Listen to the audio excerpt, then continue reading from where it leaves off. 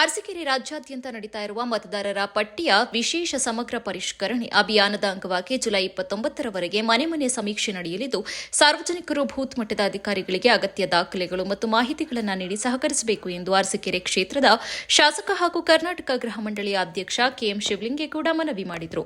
ನಗರದ ಮಾರುತಿನಗರದಲ್ಲಿರುವ ತಮ್ಮ ಗೃಹ ಕಚೇರಿಯಲ್ಲಿ ತಹಸೀಲ್ದಾರ್ ಹಾಗೂ ಬಿಎಲ್ಒಗಳಿಗೆ ಅಗತ್ಯ ದಾಖಲೆಗಳನ್ನು ಸಲ್ಲಿಸಿ ಮತದಾರರ ಪಟ್ಟಿಯ ಪರಿಷ್ಕರಣೆ ಪ್ರಕ್ರಿಯೆಯಲ್ಲಿ ಅವರು ಭಾಗವಹಿಸಿದರು.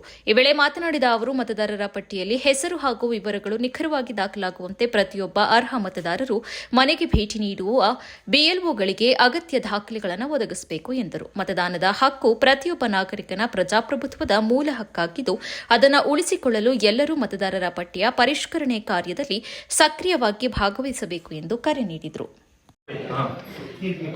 ಎಸ್ಐಆರ್ನ ಕಾರ್ಯಕ್ರಮವನ್ನು ಜಾರಿಗೆ ತಂದು ಹೊಸದಾಗಿ ನೂತನವಾಗಿ ಮತಗಳ ಪಟ್ಟಿಗಳ ಪರಿಷ್ಕರಣಾ ಸಮಗ್ರ ಯೋಜನೆಯನ್ನು ಜಾರಿಗೆ ತಂದು ಇವತ್ತು ಕಾರ್ಯಕ್ರಮವನ್ನು ರೂಪಿಸಿ ಕಾರ್ಯಕ್ರಮ ಇವತ್ತಿನಿಂದ ಪ್ರಾರಂಭ ಆಗಿದೆ.